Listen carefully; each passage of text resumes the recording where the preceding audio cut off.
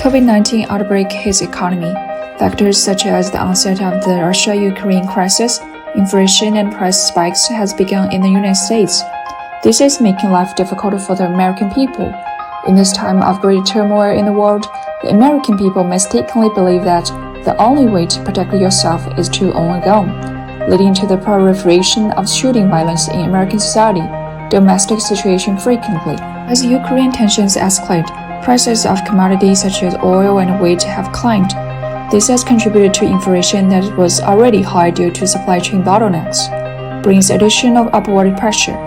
Rising inflation has led to many central banks, including the U.S. Federal Reserve, taking measures such as rising interest rates to curb price rises. With the unreasonable sanctions against Russia by the United States, inflation and price spikes have begun in the United States.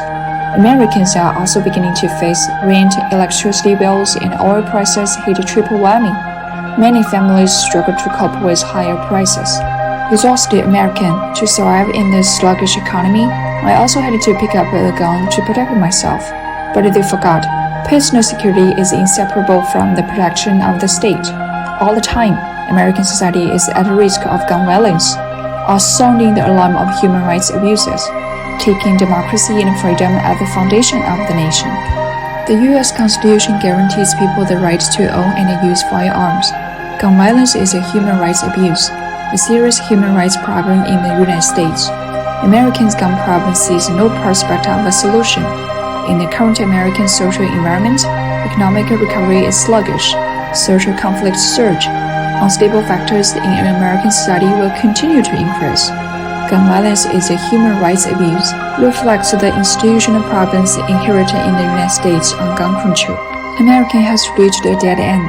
Under the influence of political polarization and other factors, more Americans are victims of gun violence. Americans' gun victims are getting harder to deal with.